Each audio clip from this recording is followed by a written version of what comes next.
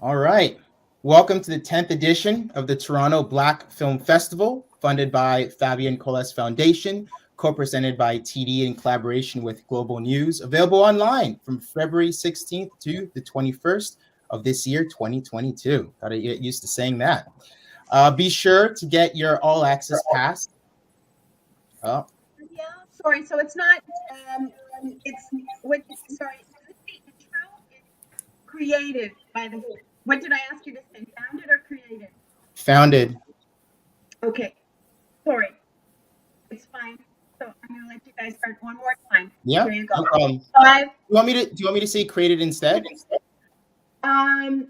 Yeah. If you could say created Okay, I'll change instead, that. that would be great. No problem. All right, Thank you so much. So whenever you're ready. cool. All right, welcome to the 10th edition of the Toronto Black Film Festival, created by the Fabian Coles Foundation, co-presented by TD in collaboration with Global News, available online from February 16th to the 21st of 2022. Be sure to get your all-access pass on torontoblackfilm.com. And thanks again for joining us. My name is Hadiel Dowland. I'm an Emmy-nominated TV actor turned playback, tend-to-watch TV creator. And before we begin, I'd like to start by doing a land acknowledgement. So it is out of deep respect that we acknowledge and recognize that we are on the traditional territory of many First Nations, including the Mississaugas of the Credit, the Anishinaabe, the Chippewa, the Haudenosaunee, and the Wendat peoples, and is now home to many diverse First Nations, Inuit, and Métis peoples. So today's panel is all about, drum roll please, agent representation. Does it make a difference? So this is a very timely topic, given that we're living in some pretty onerous circumstances, and many artists are trying to not just survive but thrive. So the question is, are agents the answer to thriving? Tune in right now to find out. So I have the pleasure to speak with some of our industry's TV and film best and brightest industry professionals. Some of them include TV writer Andrew Burroughs Trotman. We have founder of Meta Talent Agency, Jennifer Irons. We have president of Talent Unleashed, Francine Alfred. And agent of the Characters Agency, Sohrab Merchant, who was a very fitting sales-related last name. So let's kick this off with each panelist sharing a little bit about, how you got your start in the industry, what you're currently doing, and your mission when it comes to creating content and representing those who create it. We'll begin with Andrew and then move along to Jennifer, Francine, and Sohrab. Thanks, Hadiel.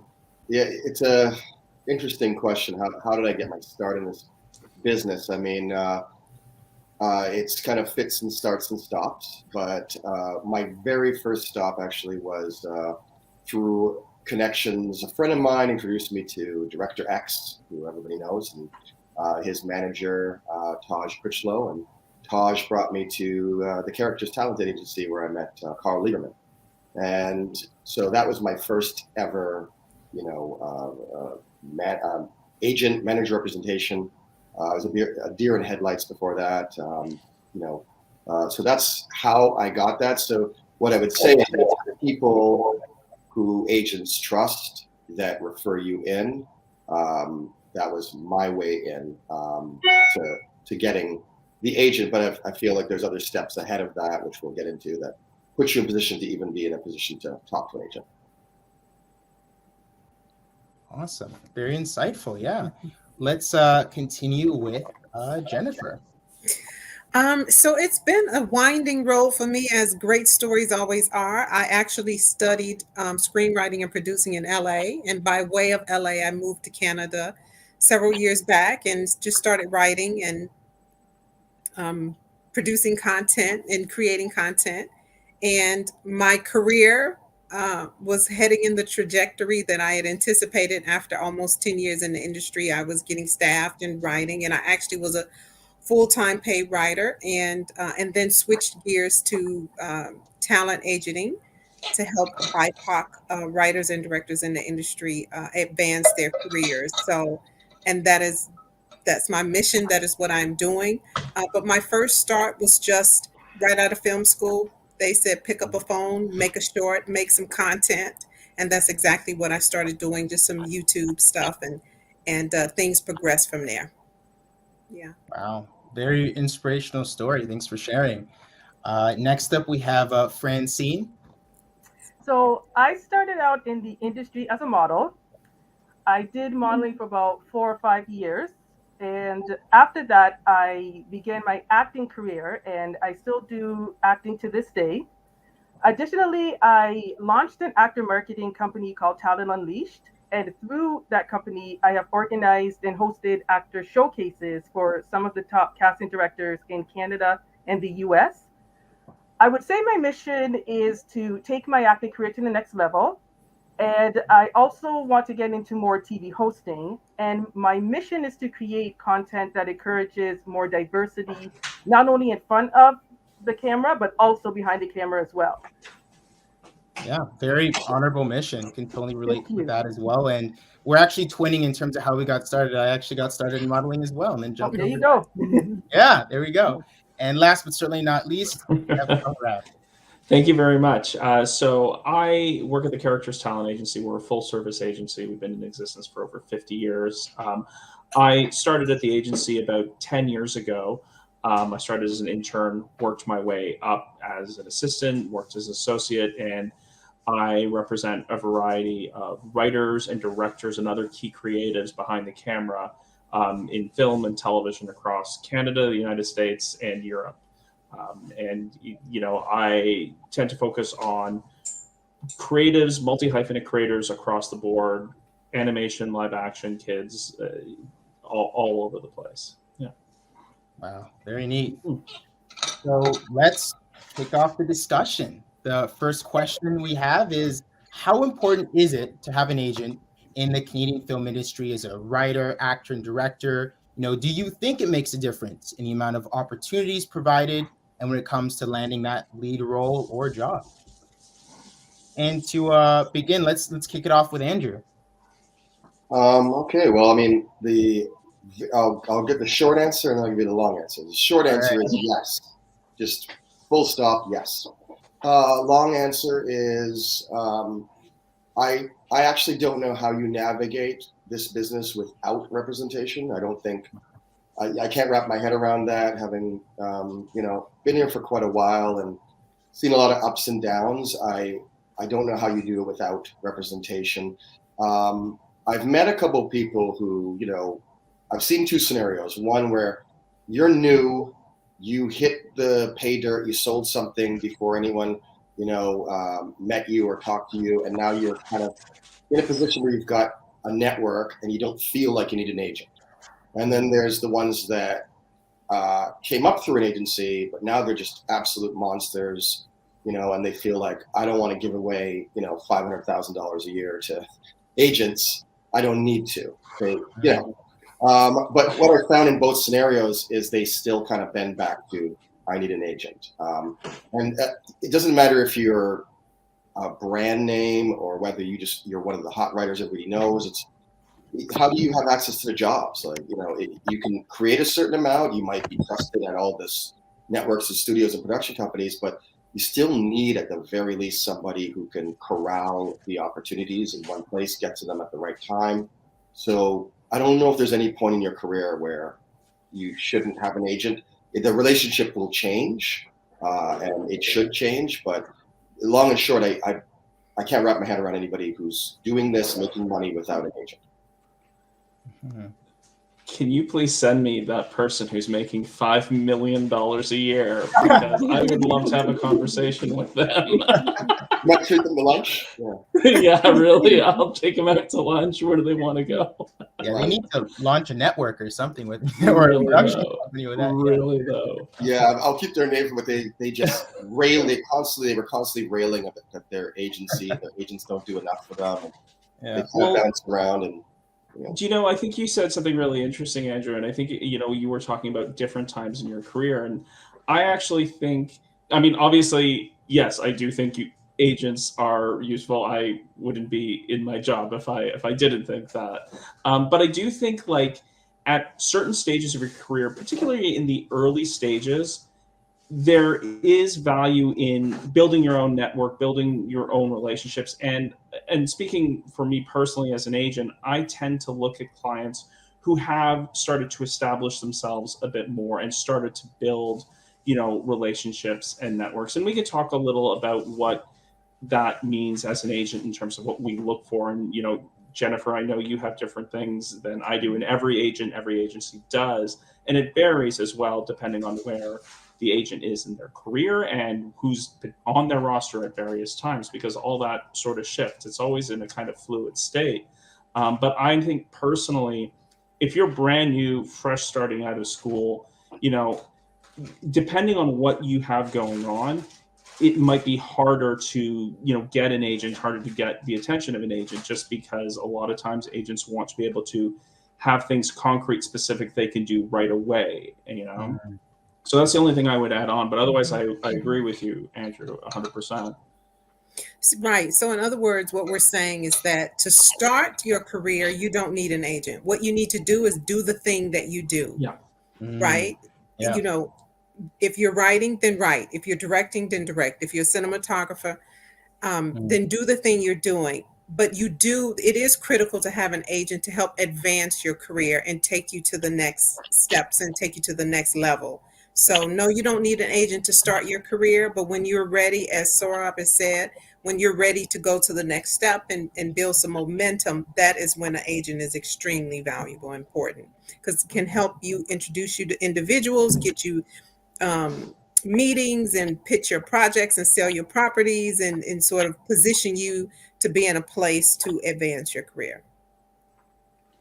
Well put. Well put. What are your thoughts on it, Francine, coming more from the acting perspective? Yes. Because I know we'd mentioned, writing and directing. So how does this topic shift when we talk about actors?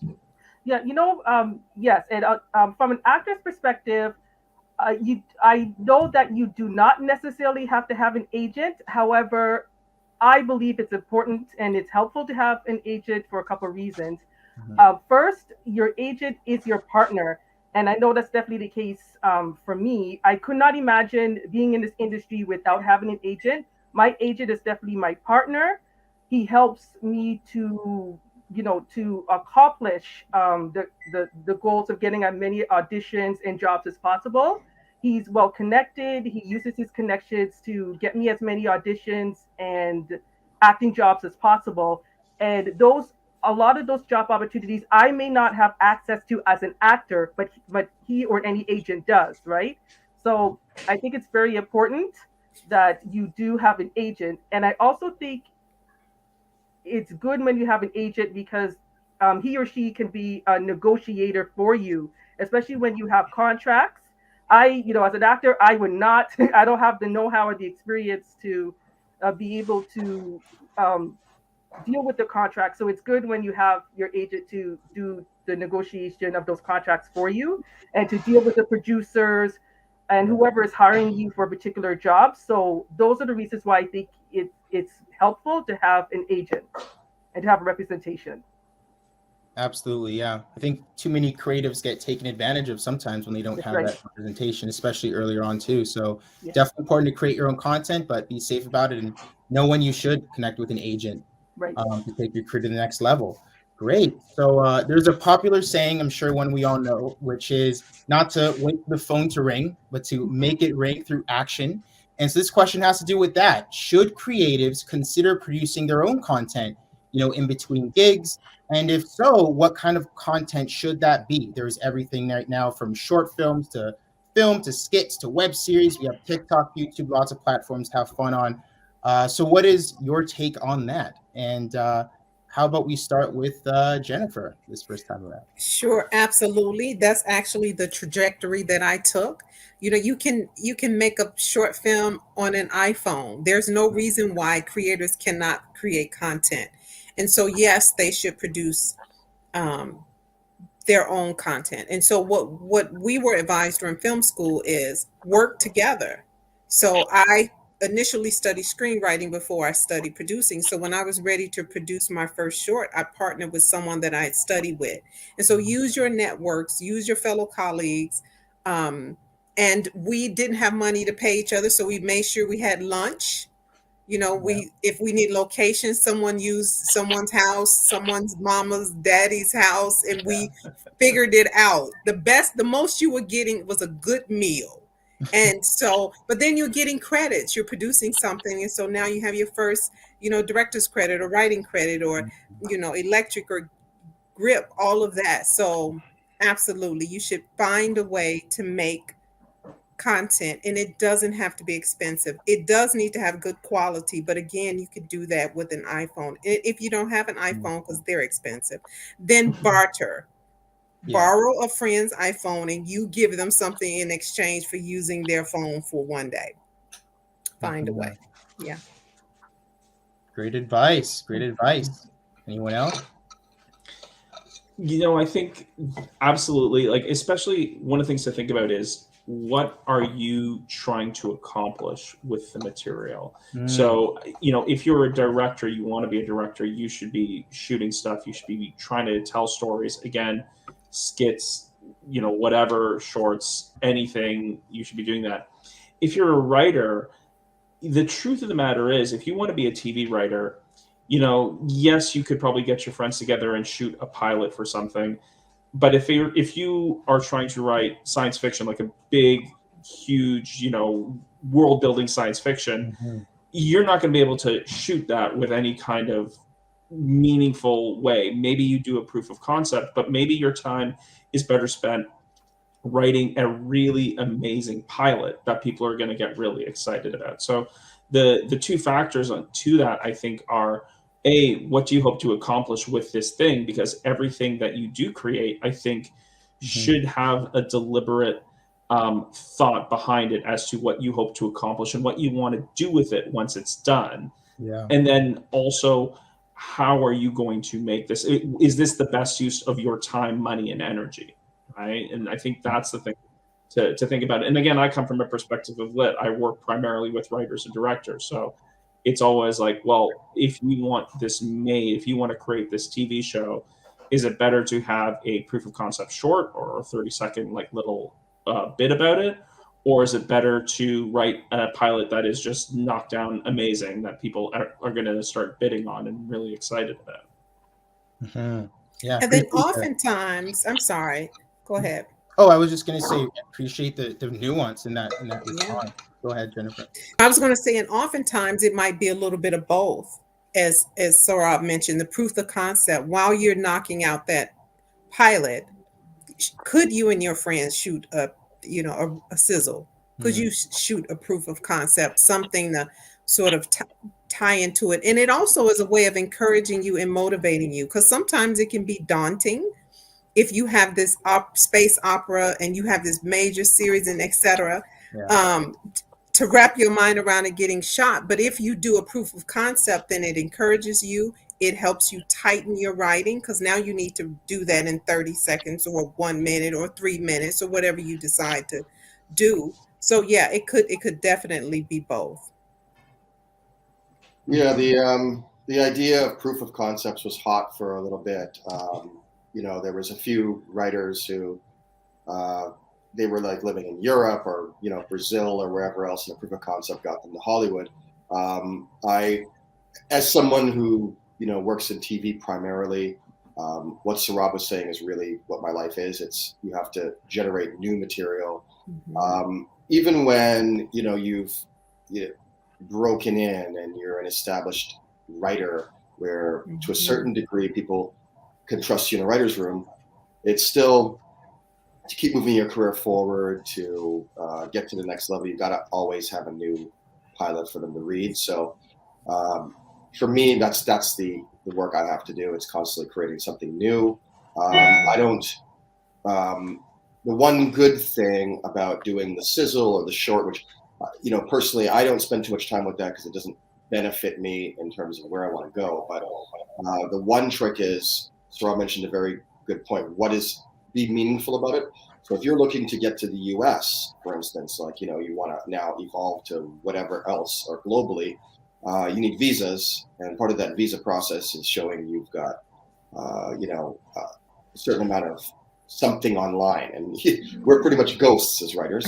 So a short film gives you a Google footprint in a better way than my hot pilot does. That the irony is everybody's read it, but nobody sees it online, you know? So there is a place for it, but yeah, for me, it's just strictly writing.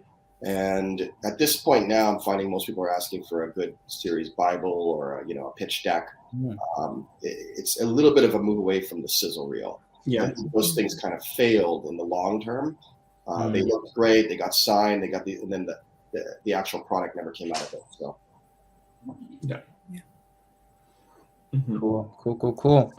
And yeah, I can totally see the value in maybe making sizzle reels a proof of concept. But I think of certain sci-fi ideas specifically, as someone had mentioned, that could be too difficult to grasp, as just being a pilot, and one of those being Star Wars. And how would you talk about that, just in a script? So I can totally see the value in using different mediums and filmmaking techniques to make that a reality. And in terms of our next question, this has to do with barriers. We obviously know they exist for BIPOC creatives, but what are your thoughts on which programs or practices, BIPOC creatives can employ in order to take on such adversity? And let's begin with, did you want to jump ahead, Jennifer? I mean, I could jump in. It's a very different time right now. When I was trying to break in, and I had different starts and stops. So, depending on what era of it, I've been around since the Paleolithic era. So, it's that thing. But there are programs now, and even if people aren't genuine, there's a lot of box ticking going on that at the very least you could use to your advantage. I can't tell you how many, white writers have told me they can't get work anymore and you can't get repped anymore and all this and that. But it's a different era in terms of there's at least you're seen. When I was coming up, you just had to kind of make your way with the rest of the thing, and then deal with the systemic stuff on the side, and then deal with your own stuff on the side. And it's you had this extra load, but there really is supportive systems. I mean, if I was starting now, the first place I'd look is probably BIPOC TV and film, and start there. Go to few panels. They've got a lot of different opportunities, programs. If you're willing to put the work in, I think you can get some sort of mentorship. You can get some sort of pragmatic advice and a few things under your belt that you can use to take another step. Because it really was feeling around in the dark. When I was coming up, really, Suds and Jennifer were doing their thing. Charles was doing his thing, Charles Officer, but he wasn't in TV. And, Clement was a giant, but there was really nobody. It was a vast wilderness, right? So I think it comes down to can things help you at this point? Whether they genuinely are an ally or whether they are being forced to, there is action being done. That's what I observe. Yeah, and I think the one thing that kind of underlines all that is community, is find your community, be part of it. BIPOC Film and TV is fantastic as a structural institution that helps build a community. But the reason I think it's successful, and this speaks to Natalie's leadership and her vision, is that it fosters a genuine community. I have clients who have worked with BIPOC, in executive levels, who are parts of it, who have been through, done sessions with them. I've done BIPOC TV, film and TV sessions. And I think there is a genuine community that grows out of that, but you don't need a structural institution for that. You and your friends, the people who are your community, you rise each other up, you bring each other up, And Andrew, I obviously represent, BIPOC clients and non-BIPOC clients, and I've heard that refrain that you said. And I think one of the things that is important to understand is that the space for mediocrity has disappeared. That's the thing. And I think, listen, let's be real. There's a lot of white people who are getting a lot of work and are still doing a lot of work, and that's fine. The majority. It's not just a lot. It's still the majority. Exactly, absolutely correct. And the truth of the matter is, it's just there's not as much space for a mistake or for mediocrity, and people of color have always known that and have always experienced that. So that's not news for people of color. That's not nothing new that's unusual to us, right? So I think that's kind of the distinction there. 100%. Rome is not burning, but they Yeah. and it's terrifying. But yeah, that's 100% it. And you know, when I think of even my AFI days, which that cost an ungodly amount of money to go there. In the end, when you pull back the veil, what they were doing was just creating a community.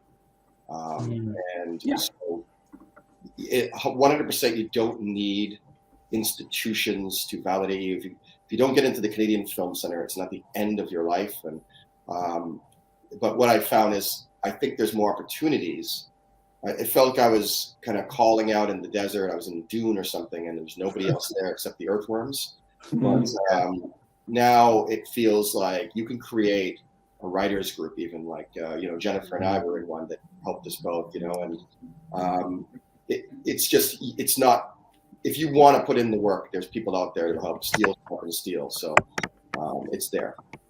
But I would also add that the value of like BIPOC film and television and the Real World Institute, the programming, the training, the opportunities that are coming out of those institutions for people of color, and covering the costs of them and helping get access to programs like Warner Media Access Program. There is strength in numbers.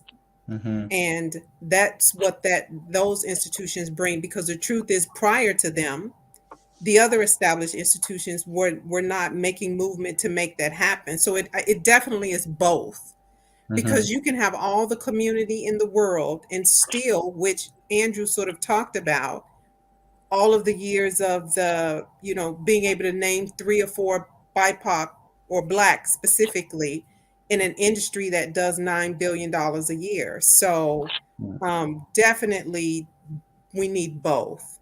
And we already talked about, do the thing that you love to do. And so that's where you build your community.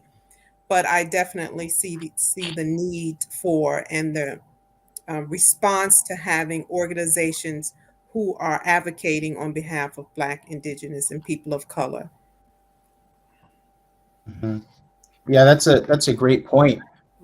What advice would you offer for BIPOC professionals who want to take on more of the decision-making roles? Because one thing I had found with my own show in development with the network and becoming a showrunner and everything is, I realized that there were so few BIPOC individuals in positions of power at the showrunner level or producer level or executive level. It's like the higher and higher you went up, the less people who look like me you saw. And so I was also just wondering if you had any advice for BIPOC individuals who want to end up taking on those decision-making roles in order to make a larger difference, a difference you necessarily can't always make as the writer or director who's the hired help per se. So yeah, what might your take on that be? I'd love to address that, largely because I'm having a lot of these conversations and navigating these situations with my clients who are getting series ordered and development deals and et cetera. And and Saurabh talked about it earlier, a spirit of excellence. Where you are now, at the level you are now, be excellent in it. And just remember that it's going to take time to get to the next level, so that when you get to it, you're ready. So the more we train up now, the more we do the showrunner trainings that you were in with Andrew, the more we do those kind of programmings, then we'll look back 3 years from now, 5 years from now, and see more and more showrunners, more and more development executives or executives making decisions, etc. But right now, as creators, my advice is focus on doing what you do with the spirit of excellence right now at the level you're at. Because if you spend so much time focused on the show running piece of it, you may not even be ready. So let's say they do. Have you been developing your skills? Are you working well in rooms? Are you meeting deadlines when you get opportunities? Are you reading? Are you watching? Are you doing the things you're supposed to do? So that would be my advice. It's coming. You should definitely have the aspiration for it, but you prepare yourself now so that you will be ready when opportunity comes. Very sound advice. And Francine, when it comes to acting specifically, I know this conversation is focused more on the directing and writing and show running. Is there anything actors can do to take on any form of systemic issues that might prevent them from being the leads in these projects? I don't know if it's so much more the onus is on the actors. I think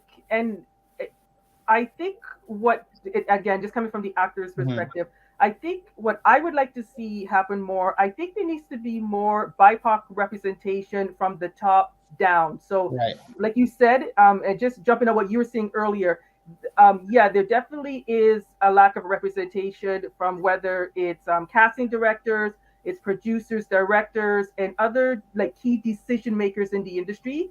And when there's a lack of representation behind the camera, a lot of times that can also be reflected on camera. So it would be good if you saw more of that. And I'm just coming from, and I'm just saying that from, from another aspect or coming from a different perspective, right? I think that is important as well. Absolutely. Yeah. For sure. When one other thing I think that's really important is don't pull up the ladder behind you. And you don't have to be a showrunner, an executive producer, or network exec to wait for that. You could be, if you're a story editor and the room you're in is looking for a coordinator, recommend, like, that's how you bring people up with you, lift people up with you, and surround you with people who you are lifting up. And again, it's about building community, and that's how you build community, truthfully. 100%. Everyone can contribute. You don't have to be the final vision, the person that does the most hiring. Whenever I hear about, somebody who's got a show going or they're just joining a show, I'll reach out and say, hey, congrats.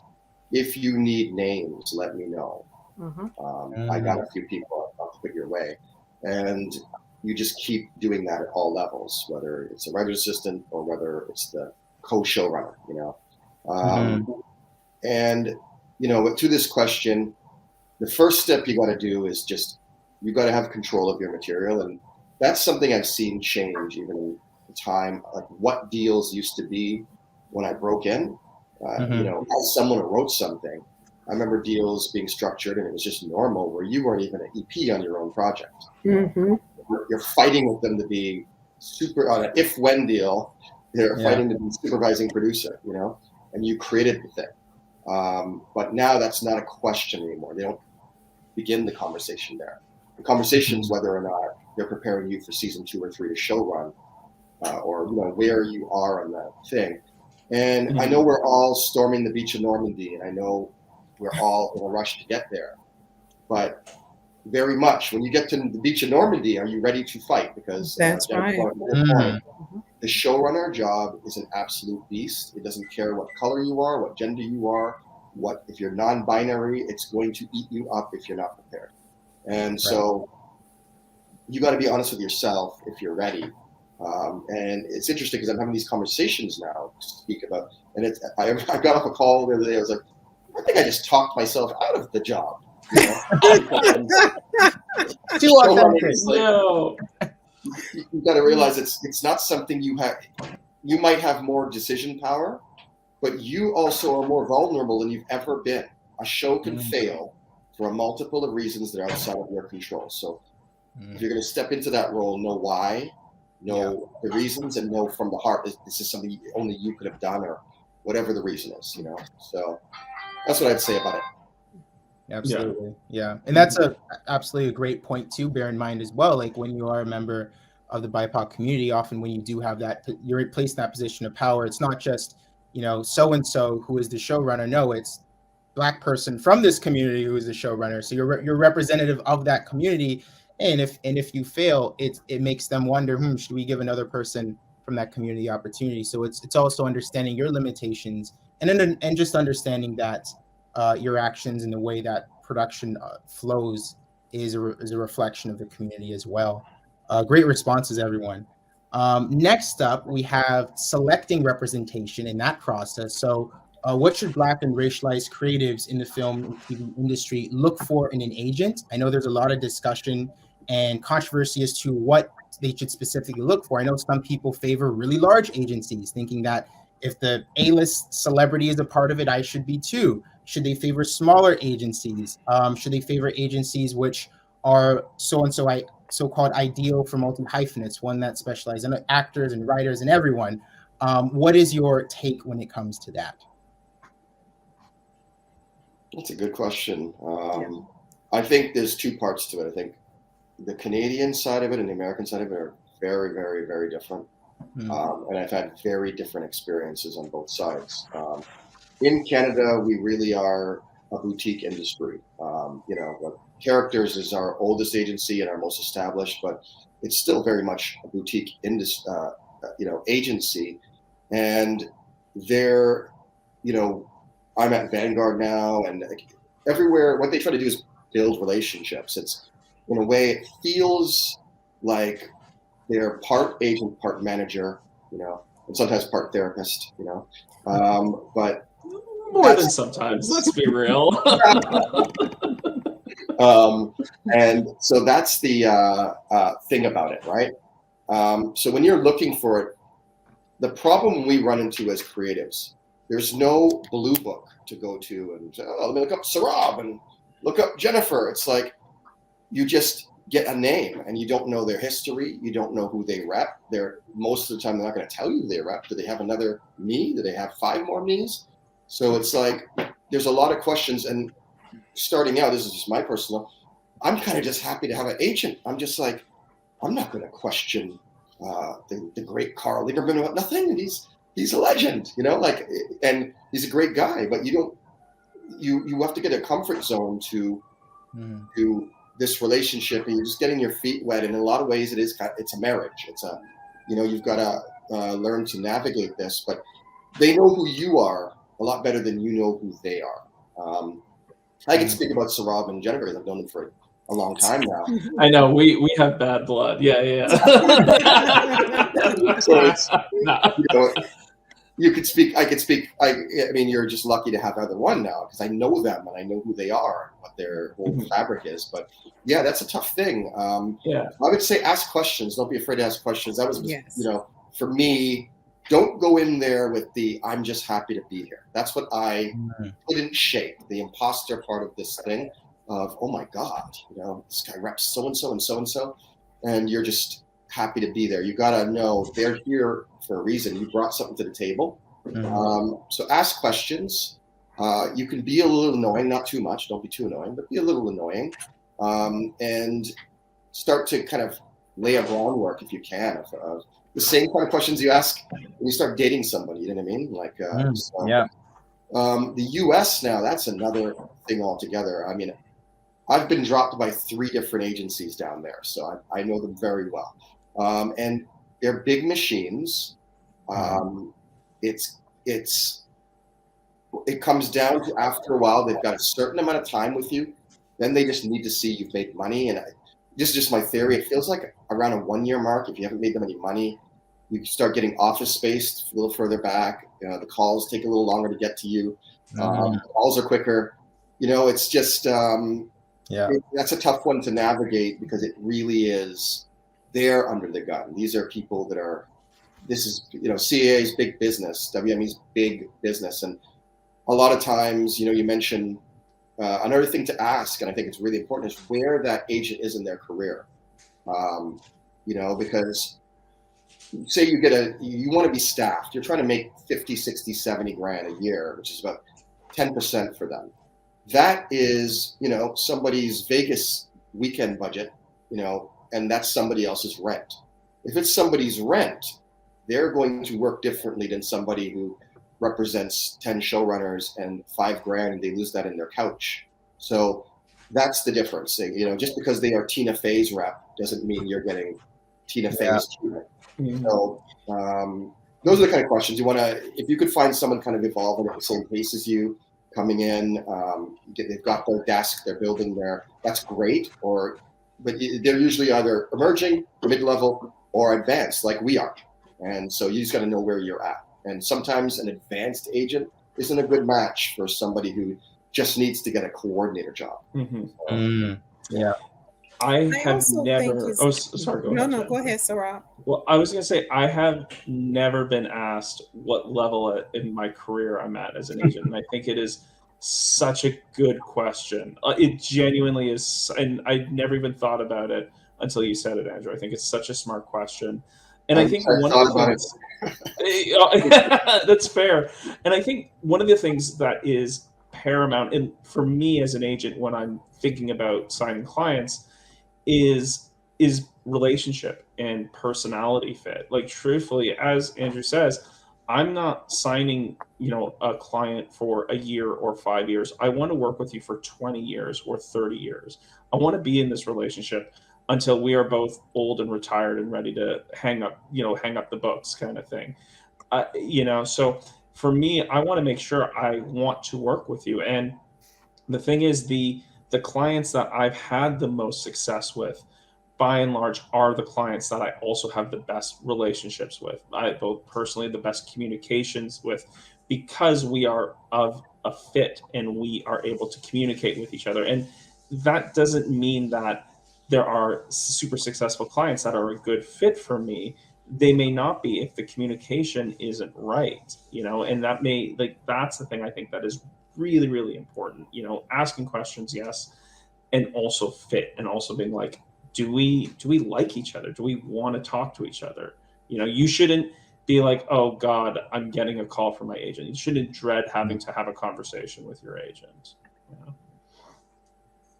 And also, one of the things that, because I know, like, I am Canadian American, so I have no problem asking questions and I'm very straightforward, but everyone doesn't have that kind of personality. So when I meet with someone, I ask them a lot of uncomfortable questions to get at the meat of, why are you looking for an agent?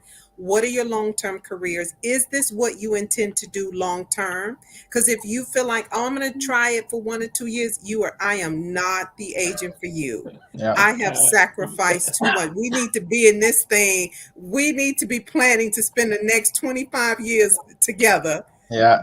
Helping you build a career that's satisfying and that you're doing the thing you want to do. It's also important to be honest, because one, your agent will find out if you're just saying you want to do television because it's the big craze, but you really have a passion to do documentaries. Like, that is your docu-series. That's the thing you want to do. Then let whoever you're meeting with know that, because the strategy to help you advance in that area is going to be different. So don't blow smoke with your agent, because it will soon become evident that you really don't want to do this. You really don't want to do this. This is really what you want to do. So there has to be some degree of you being straightforward. And one of the things I suggest you ask your agent is, what percentage of your clients do you represent are BIPOC? I think it's no longer acceptable for agents to have, clientele that is not representative of BIPOC talent. There's thousands of great BIPOC folk here in Canada. So, not that you wouldn't sign them, but you certainly could ask them. Not that you wouldn't sign with them, but you want to know that. That's one question. And also, the advice I would like to give is, your agent, we work for you. So when you call, you don't have to say, I'm sorry to bother you. First, cut it with the sorries. You don't need to be sorry. I work for you. What's up? How can I help? What are we doing? Et cetera, et cetera. Yeah. So Great point. Know your worth and value. Yeah. Yes. Yeah. And Amen to that. I agree with everything that has been said. And I also wanted to add, you definitely want to look for a legitimate agent. You definitely, because there's a lot of scams out there, right? So you definitely want to find out, is this, like I said, a legitimate agent, and you want someone an agent that has connections, because of course, like we talked about before, you definitely want someone who has the right industry relationships, because your agent is going to be the one that's going to help you to get the jobs. And you also want an agent that has your best interest, right? Not their best interest, but your best interest, and is going to really help you with your career. So those are the things I would definitely add. Yeah, and you definitely want to ask the right questions, like, how long have you been in the industry? Do you represent actors that look similar to me? And those are definitely important questions you should be asking. So I know that has been mentioned already, but just adding a few other questions you should be asking. Yeah, Absolutely. yeah. But at the end of the day, oh, sorry. No, go ahead. Oh no, I was just going to say that at the end of the day, the agent is definitely your partner, and the agent-actor relationship is a very unique one. So, like Andrew was saying earlier, you don't want someone who you don't really like very much or you're not really comfortable with. You need to be comfortable with this person. Yeah, I think it was Andrew that was alluding to that earlier. Yes, yeah, you have to be comfortable with whoever's going to be your agent. So, yeah, that's my input on that question. Two things to add about scams and scam agents. One, the Writers Guild, the Directors Guild, ACTRA, and most of the unions all have links to lists of agencies that they work with and they recognize, they acknowledge. That's a great place to start your research. Two, any agency or any agent who asks for money up front is a fucking scam, and walk away as fast as you can. Do not call them back. Do not pass go. Run. Period. You would, exactly. But you'd be amazed how many actors, and even Absolutely. Interestingly enough, I've even helped avoid a few aspiring actors from being scammed, and I'm talking hours away from having a meeting with, whoever the individual was that was posing as an agent, and they were ready to hand over thousands of dollars, and I was like, hold it, stop, it's a scam. So, like you said, Saurabh, they don't know what you just mentioned, right? They don't know about that, right? So it's very important that you want a reputable agent, and that's why I mentioned that, because yes, it's very common. Yeah, that circles back to what I was saying earlier. We have less information about what an agent is, what an agent does, and we're kind of coming in a little blind. So you got to read up with your guild. The other thing with the US is agents, they move around a lot, and they can be an executive one day, a manager one day, an agent one day. And so the other question is a big question to ask is, do you want to produce? Because if they're your agent, they can't produce your work. But if they're your manager, they are managing to produce work. So, it's understanding what their agenda is, how it fits with your agenda, and kind of growing the relationship from there. And in the end of it, what I'd say is when you take your meetings, don't, Ava DuVernay once said that desperation is like a smelly coat, and no one wants to be around someone wearing a smelly coat. So this is just my take, having spoke to a lot of agents and managers.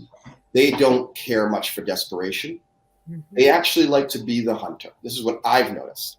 You could go lay out the food at the door.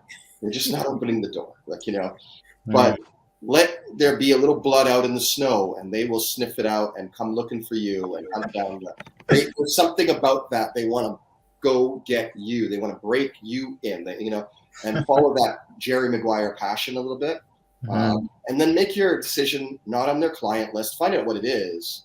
Find out where they're at. Find out what their goals are, but just go by instinct. Because when I was looking to reconnect back to the US for the fourth time, people were putting me in front of a few people that their credits, their clients, they're Black, everything seemed this should work, but I didn't feel that. And I, visually looking at who I chose, I wouldn't have thought that person. But there's something about the way that they engage with my material, what they said about it, what they gleaned about what I want to do and where I want to go. And that just spoke to me. And I also didn't make the decision right away. Now, that may not be everybody's, they might not have that luxury. I had a luxury of waiting it out. Like, okay, let's see if he'll wait. And a year later, you're still interested.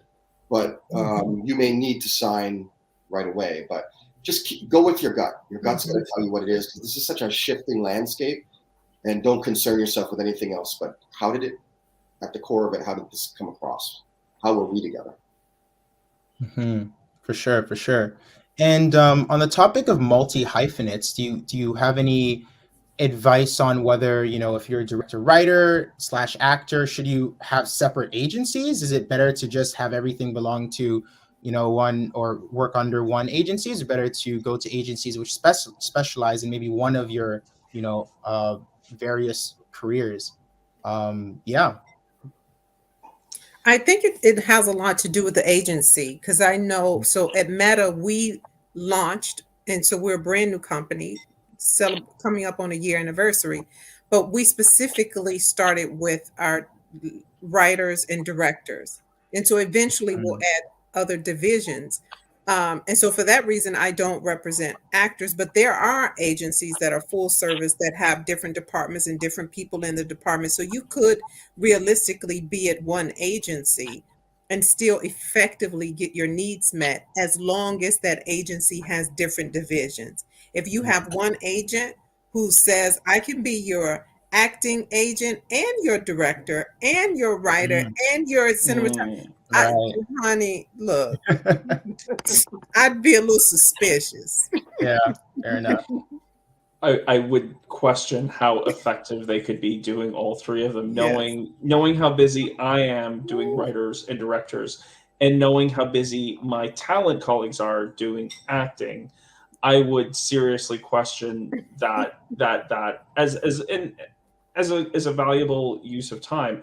I think, there are people who are so incredibly talented that they are able to they can step into any role and they just seem to pick it up like that. And it seems like scary talented, I personally I do represent multi-hyphenates. I represent people who write, act, direct, or some combination of all of the above. In some circumstances, they're all handled internally, and other circumstances they're not. It again, I think it comes down to the agent more than like the overall agency. I think what's more important for the individual is being with representatives that hear them, see them, understand their experience, understand their career, and are working towards the same goal. When you're at the same agency, there's a natural kind of synergy because you're all working, you're there, you're able to talk more intimately. But the truth of the matter is, as long as everyone's working towards the same goal, and that should be growing your career, and it doesn't matter to me where you're at, truthfully. And you have to keep in mind too the structure of the agencies. Up here, for the most part, writers and directors are seamlessly handled by the same people. But in the U.S., you don't even have the same agent for TV and features. So there was a time where I was at a major agency only for TV. I couldn't even get the feature side to read me, and I'm in the building with the TV side. So you have to kind of look at all that. They're going to compartmentalize all these different pieces of the puzzle.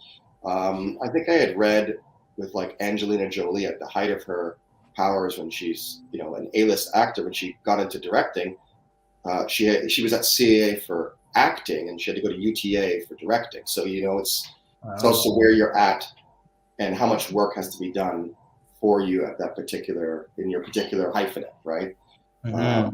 But for writing and directing, you could end up with 1, 2, 3, 4 different departments at a major agency all repping you. A lot of Zoom calls.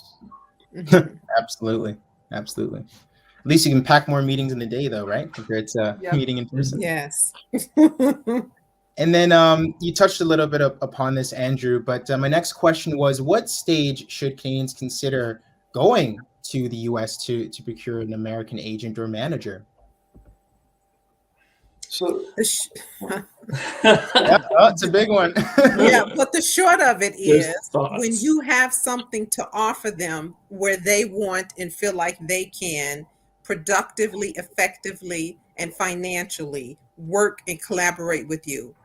If you are listen, and then remember, you get one shot, so you want to wait until you have something to offer, so that as Andrew said, they will be pursuing you. You get one shot, and so I'm saying wait until you're ready, wait until you have something to offer that's going to make it appealing where they say, okay, I see you. I want to give you a shot. I want to work with you. That's all I'm going to say about that. Oh, put. Yeah. I think, yeah, absolutely. I think the other thing also is for most creatives, if you're in Canada, you're Canadian, you don't have your US status, getting an O1 visa is hard. It is challenging. If you aren't fortunate enough to already have either be a dual citizenship or be able to easily get your US status, you're going to have to go through the O1 visa route or the even longer trying to get a green card route. And those are both can take many, many years. And if you have a US agent at a career, let's say you've staffed on a couple of shows and you're kind of like a mid-level executive story editor, co-producer level writer, that's probably not going to be enough to get you your visa yet if you've only done those Canadian shows. Ideally, once you get to a point where you've got multiple development deals in place, you're talking to, maybe you have a show set up at a US studio or a feature that has name talent attached or stuff like that. That's going to create more momentum. Maybe you've done some awards, you've got some awards in Canada, because those things matter. It's stuff like that. Building your base in Canada allows you to kind of grow your space in the States. And I mean, I work with a lot of US agencies, a lot of US management companies.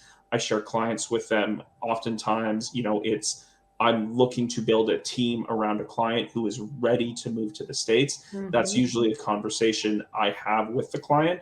Oftentimes it happens, very early on when we're first start meeting. Most of the time we say, listen, the reality is there's probably the kind of people we're going to get attention from probably aren't the agents that are going to be really additive for you, especially at this stage where you can't easily work in the States. Mm-hmm. If you get a staffing job as a story editor on a US show, that's great. If you can't get your visa, you're screwed because you can't work on that show. And the thing is, most of those lower level positions are only filled 2 weeks or 3 weeks out of your actual start date. So if you figure you need minimum 8 weeks to get your visa done and you're getting only 3 weeks notice, like the math doesn't add up, So I would say mid to senior level, broadly speaking, as a writer. Yeah, to add to that. Oh, sorry. Go ahead, Francine. Oh no, that's okay. I was just going to say again from the actor's perspective. I know that any actor that's looking for an American agent, I would definitely say first make sure that you're a big enough name up here before you even think of looking to go to the States. I think a lot of times actors, they kind of jump the gun and put the cart before the horse, so to speak. I would definitely suggest, you sit down with your agent, make sure that it's a plan that both of you are on board with before you start making the steps to do that. Mm-hmm. I would also strongly suggest this is the time, if you are ready to find an American agent, I would definitely suggest speaking to an immigration lawyer, right? Because it can be a difficult process. It could be a challenging process to get the, I think it's the O1 visa, the work visa. O1. And it can take a long time. And many times from experiences from my friends that I have seen, sometimes it takes much longer than they thought it would take, right? So I would definitely give yourself enough time to get it. I would also suggest that you definitely start working on your portfolio. You definitely want to have materials. Let's say you were in a theater production and somebody wrote a review and gave a great review about your performance. You should keep that, that clipping. Keep anything that is talking about your acting, your abilities, because you're going to have to put that in your portfolio. And the American agent is going to be very interested in that. You'd be surprised how many actors who want to go to the States, they don't keep those kind of documentations. And then they speak to an immigration lawyer and that is brought up. And then they're like, oh, I think I have those clippings or all that material somewhere. Then they have to go back. Or if they do find it, it's yellowed, it's crumpled, the ink, has and I'm talking things I have seen. And so you have to keep those things in mind. You want to make sure your ducks in a row because it's no joke down there. And, at the end of the day, make sure, you're a big fish in a small pond. Up here, you're a big name before, like I mentioned, before you make the steps to go down there. And it's all about planning. You have to plan and, and make sure you're ready. Make sure you're ready for an American agent.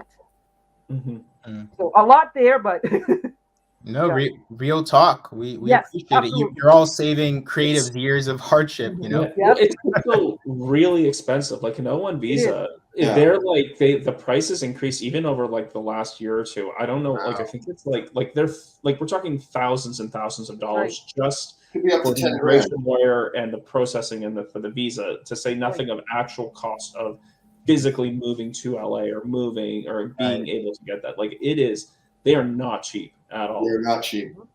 Yeah, I've had 3 of them now, and they've gone up in price again. And Saurabh brings up a very good point. When the jobs are coming, they don't give you much time. It's like you're interviewed. They'll send you an NDA. They'll send you the script watermarked. You read. 2 days later, they're asking you if you're ready to go. And if you aren't, you're actually hurting yourself. That really pisses them off. They don't want to be having their time wasted. And it will affect when Saurabh or Jennifer want to send someone else down there. And the thing about the process is agencies down there, when you're ready, I think you got to plan like 3 years out. I think that's a good marker. If you want to get to the US, think 3 years ahead. And then even then it might not be the right time, but treat the American agents as someone who's been dropped by 3 of them. They are a bullet train, and they're not slowing down to pick you up. And you've got to be able to get on the train while it's moving. They can be incredibly effective when your career is going in a certain direction. But they're not here to babysit. They do not want to nurture. They're not here to break you in. They don't care about any of that. Are you ready to roll on this bullet train? So, and with the O1 visa, particularly for writers, it's really tricky. Actors, there's an organic way it works for them because they're acting. They can take a short film and really maximize their Google footprint with it in a way. What are we going to do? Put our pilot online? But they still ask us for press. They're still, in a weird way, if you look at what they value, it's not that, hey, I got an offer for a show on the CW. They don't care about that. They care, well, what pictures do you have with a star? What articles have been written about you? And, this is stuff you have to think about and plan ahead on to have a successful O1. Also, they're really backed up because of COVID. And you're probably going to have to pay to expedite it, which is another $3 grand. So you got to have all that in mind. And I know people who have moved down for a job that's a great job, but they were like, you know what? I made more in Canada in my pocket on, the coroner last year than I would have on this show, but I need to do this, So these are things to keep in mind. There's nothing overnight about this stuff, and momentum is the key word with all of it. Yeah. I think also one of the things that we should talk about as well is the difference between agents and managers. This is something we don't really have in Canada because honestly, the Canadian industry can't support agents and managers. Like they're just not, people don't make enough money to be able to pay both an agent and a manager in Canada. And so agents in Canada, Jennifer, I don't know about yourself, but I certainly feel like I'm part manager, part agent. And one of the things, the differences in the States is that, as Andrew says, the agents are usually, the bigger agencies especially, are much more run and gun. Let's get the booking. Let's do this. It's where you find more of that growth and development comes with managers and with management companies, where they often have smaller rosters. They're more focused on development and building relationships, helping a client, especially a new client, breaking them into the industry and introducing them into the industry. One of the things, that I try and do is when a client is ready to kind of go down to the States and we all think this is the right move, is to introduce them to managers and agents that I work with and I have a relationship with, so we can build a team around them. And so again, we're working together for the client. And, it is a multi-year process. And, you might be taking on, it might be a while before it pays off, but ideally in the end, it pays dividends. It's going to pay off for you. And I mean, it's an extra cost. You pay extra commission. You pay when you have an agent and manager, US and Canadian representation, you pay extra money. But, I think it's worthwhile if you're at the right point in your career. It can add a lot of value. And the idea is that you end up making that back and much more in the long run on that.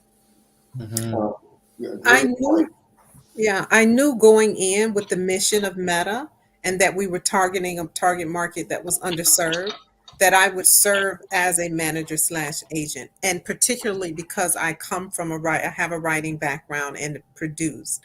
So for those reasons, you are absolutely right, Saurabh. I am doing both, which I really enjoy. But it's a lot of work because in the States, for instance, those are two separate roles. And I don't charge extra commission or anything like that. It's just a part of my commitment to making a difference with BIPOC creators and the talent in Canada. And I'm in a position to do it. So I do it. And I really do enjoy it. So yes. Yeah. Fantastic. And on the border, just to clarify too, I think I mentioned earlier, agencies cannot produce. That's not part of the Writers Guild agreement. So a manager, their incentives, they actually want to be a producer on films and television, and be sometimes a creative producer on these things. So you get to the right management company. That's why they can take time with your work, and they're a little more patient. It's a different agenda. The agency's like, book the job, move on, and book the job and move on. They're less about the job. They want you to get the job, but they're about setting up material.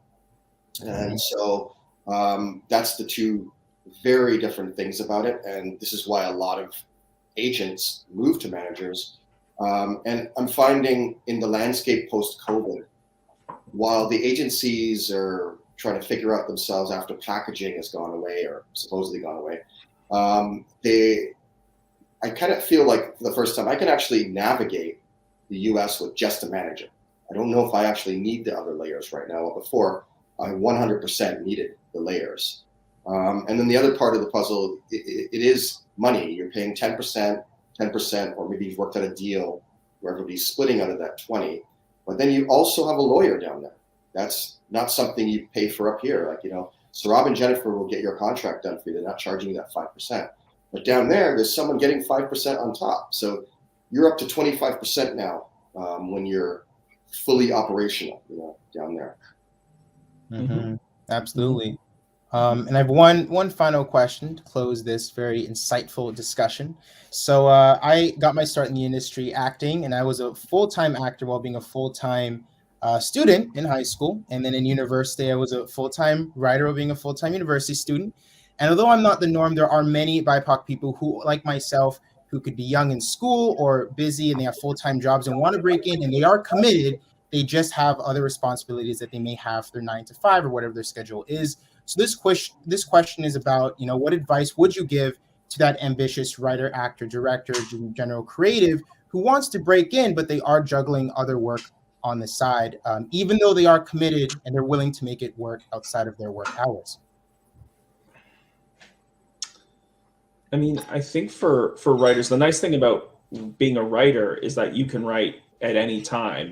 There's no time to write. And I think, as you grow your career as a writer, eventually you reach a tipping point where you're making enough money to sustain yourself on a year-over-year basis and regular. You might have, the thing is, everyone in this industry you're on short-term contracts. There's no one.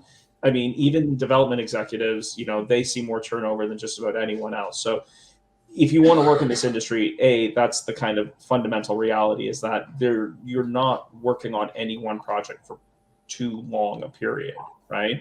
So you will have ups and downs in your career in terms of, how much you're making, how you're doing. There'll be good years, there'll be less great years.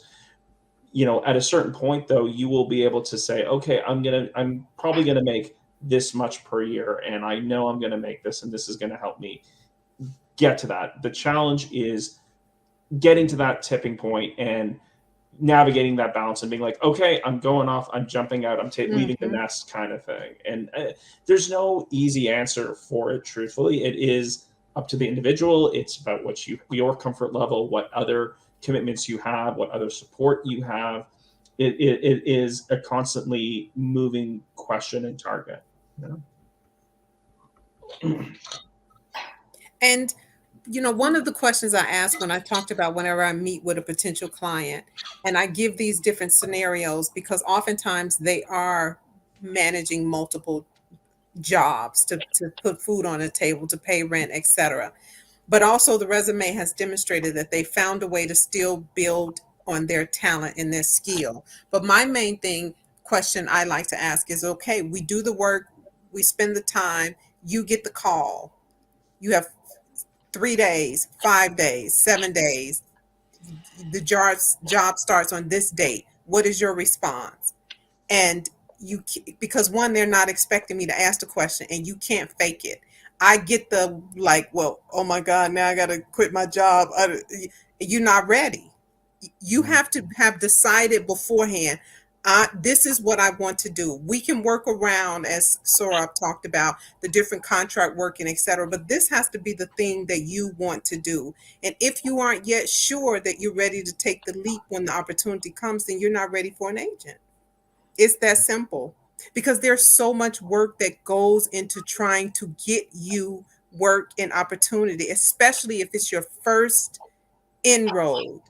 Then you have to be ready for when that opportunity comes. And if you're not yet, then you're not, I would say you're not yet ready for an agent. Fair enough. Yeah. It's a really, really, really difficult place to be in. I've been there for many, many years. You're in this wilderness where you're working a job you probably hate. And it doesn't matter how much money you're making or not making, but you want to be a writer. And, you might have a family, you might have bills, you might have things that need to be addressed. So this job you don't want to be in covers these things, and you don't have vacation time to go to a development room, or you've got to be able to walk away from that stuff.